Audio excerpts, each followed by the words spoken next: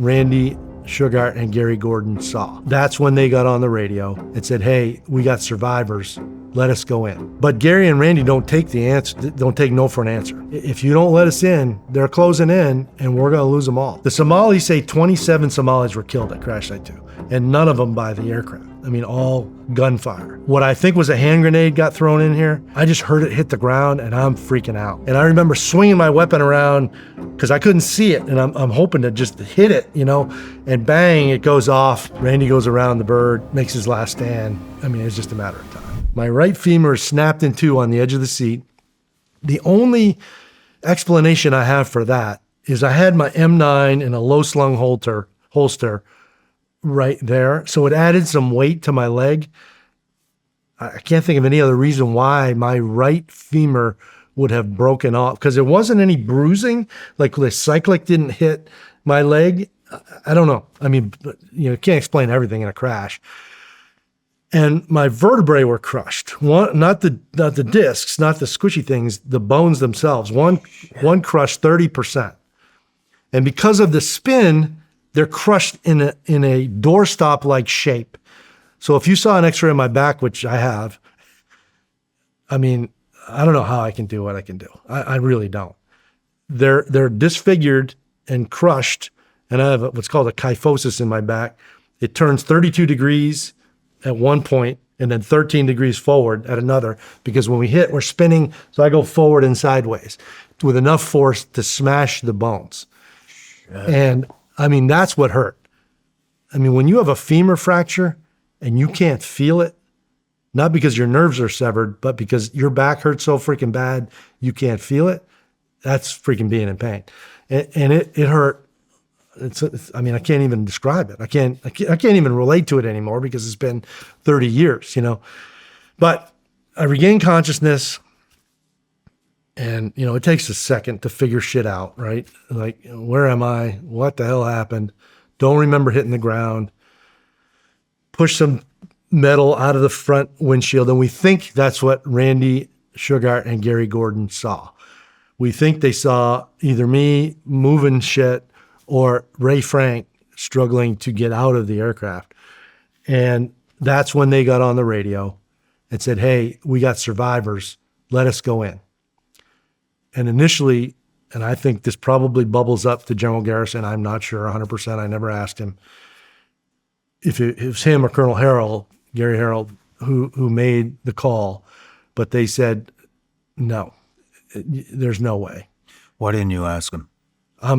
I'm off comms. My I didn't know if you meant if you saw him later on. Oh, why didn't I ask? You know, I don't know. Does it matter at this point? Do you want to put him in an uncomfortable situation? I can explain why I think they made their call from my perspective. It's triage. I mean, now you got 4 fights. You had 3, now you got 4, and the only operators left on a bird are Randy and Gary. Do you want to put them at an isolated crash site where they're surrounded, or do you want to use them over here where the bulk of your force is? It's a command decision. I'm never going to second guess it. Would I have made the same one? I can't say, but that's my explanation for why they made that decision. Okay. They didn't think it was possible to save us. And they were right, if you think about it. I mean, they were right. But Gary and Randy don't take no for an answer. They continue to orbit. In the meantime, you know, Ray's getting out of the aircraft. He had a lower leg fracture and a back injury, but not as incapacitated as I was. I mean, with a femur fracture and a crushed spine, you're not going anywhere. You're not going anywhere. I mean, it's hard to get out of a freaking Black Hawk healthy. You know, you got to step over the controls and everything else. So I just decided I'm going to fight it out from the cockpit. And but Ray gets himself out, and we never said another word. We talked about the spinning and what we did and the power control levers, and that was it. I mean, the last time I saw him, he was standing by the cockpit. He had his MP5, and he's getting ready to go do his thing. I did some stuff that I still don't understand completely. I mean, obviously took my helmet off. It's a flight helmet. It's not a Kevlar or anything. And then I had my wedding band on my watch band. And I took those off and I set it on the center console. Can't explain it. No idea why I did that. And then, again, I settled on the fact that I'm going to do what I can from the cockpit here. And right about that time, Randy and Gary show up. Now, what happened that I am, oblivious to is they kept orbiting and they kept seeing the movement and they insisted. And as I understand it, on the third request, they were speaking directly to either Colonel Harrell or General Garrison and said, look, if you don't let us in, they're closing in and we're going to lose them all. And I think it's General Garrison. I think he said, you know what you're asking me? And they said, yes, we understand. And he said, put them in. And so Jim Yacone and Mike Gaffino, who are flying this aircraft, Super 6-2, put them in. And they are put in behind me. So I don't see the aircraft. And I don't hear them until all of a sudden they're right there. And I'm like, holy shit, how did you get here? This is unbelievable. I knew Gary, not well, not a personal friend, but he'd been on my bird. I recognized him and I'm like, damn, freaking rescue force. God bless you, But we didn't talk. This is just happening in my head. And they lifted me up, set me on the ground. How you lift a guy, I probably weighed 185 at the time, with a broken femur and a broken back and not further injure him is beyond me in the middle of a firefight. But they did. I mean, I don't remember really feeling any more pain at all or anything bad happening to my leg or anything. I told them, my leg's broken. I knew it was broken at that point. And I said, and the movie has me saying my back's kind of weird. I think I said, something wrong with my back. It's, but anyway, they put me on sitting with my back against what I think was a survival kit, which is a big box of shit that's in the back of the aircraft, and gave me my MP5. And then they go around the other side. So I'm on the right side of the aircraft. Bill Cleveland is behind me. He's hurt bad. I mean, he's moaning. I mean, he's probably dying. Tommy, probably same way, but I couldn't hear him.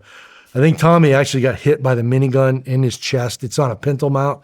And again, the spin and the crash was so violent that gun smashed right into his chest. And I think, that's probably what killed him. Not sure 100%. But, and I'm taking shots here, taking shots there.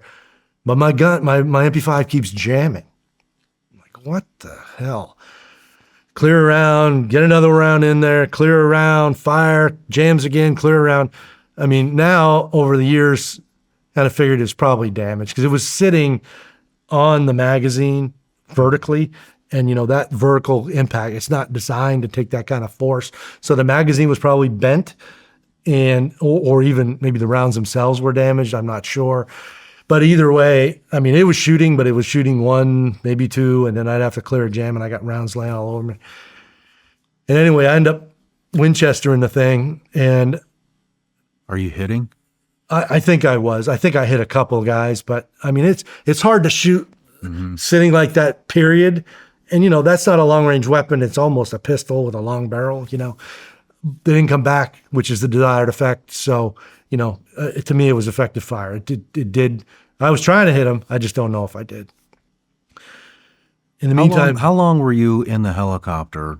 Not long. Before they showed up? Not long. I mean, in my mind, less than 5 minutes. What was the conversation like with you and your co-pilot when he exited the helicopter? Simply, we talked about the power control levers, and that was it. That's it? Why did he exit? Where was he going? I think he was going to try to take cover somewhere behind a tree or something. You guys didn't discuss it? Nope. When did you notice the Somalis closing in on the helicopter? Not yet. I hadn't seen any Somalis yet. And that's one thing the movie misrepresents. In the movie, they're showing me like killing half of Mogadishu from the cockpit. Never fired a round from the cockpit. I mean, I fired plenty of rounds from the ground, but not from the cockpit. And so when they showed up, they weren't closing in. Not yet. At least I hadn't seen him. I hadn't seen him afterwards. Not long, I mean, almost immediately. Seconds. Yeah. And Gary goes down. You saw it? No, I heard it. Gary, for whatever, what is it that you remember about people? Do people remember how you look, how you talk, how you posture yourself? I can't explain it, but I remembered his voice because when he had flown on my bird, we did a pre-brief and he asked some questions or whatever. And I just remembered his voice. To me, there was something unique about it. And I heard him say, damn, I'm hit or something like that. It wasn't anything desperate. It wasn't, I just thought he just took a round, honestly. As I understand it, if it wasn't that round, it was just a round soon after that just hit a gap in the body armor and became a mortal wound. Randy comes around. How long? Not long. Fuck, man. Not long.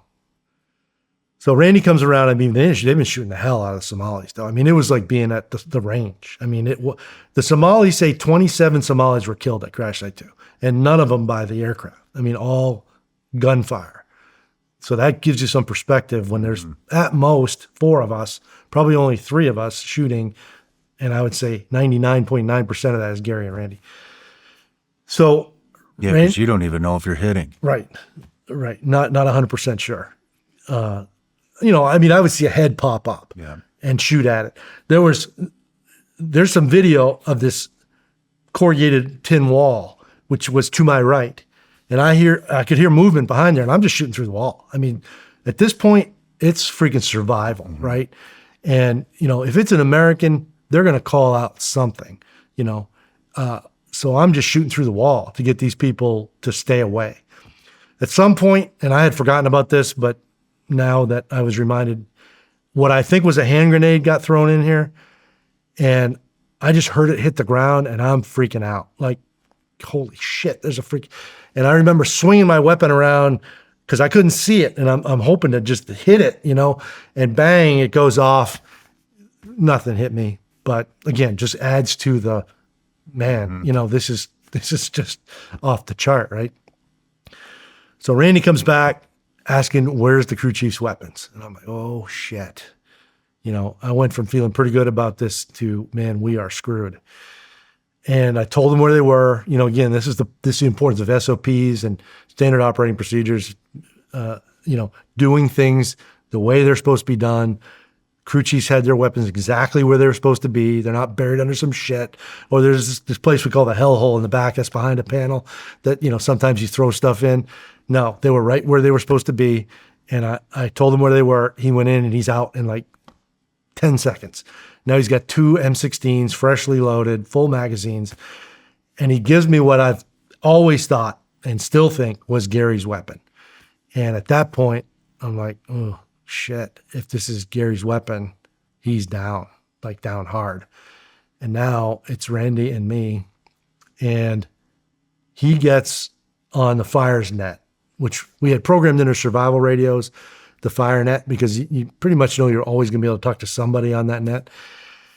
That's just how we did it. And there was an A and a B channel. I don't know what the B channel was. Maybe the SAR net or something. But anyway, so he calls. And I hear a familiar voice from one of the little birds saying, a reaction force is en route. All right, hold on a little bit longer. It's going to be 8 hours before somebody else gets to our crash site. We don't know that. Randy goes around the bird, makes his last stand. It's just a matter of time. They had all closed on us. They knew we were lightly defended. They had set up a matrix of the city just like us. And they were sending out over handheld radios where the target was so that everybody would converge on it and they could overwhelm us with numbers, which they definitely had numbers. And now this time they were all converging on our crash site. And they all assaulted from the left side. Did you hear him make his last stand? No. I just heard the shooting stop. And then I could hear the voices. And it's Somali voices. And I'm like,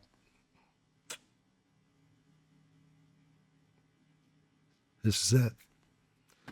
There's nothing you can do. I'm out of rounds. I've shot all the rounds out of Gary's weapon. Why I never thought of my pistol, I cannot explain. I never thought of it. Never thought of it at all. I to this day cannot explain why. it probably saved my life. That's what I was just going to say. It's probably a fucking good thing you didn't. But I never drew it because I just didn't think of it. No matter where you're watching Shawn Ryan Show from, if you get anything out of this, please like, comment, subscribe, and most importantly, share this everywhere you possibly can. And if you're feeling extra generous, please leave us a review on Apple and Spotify podcasts.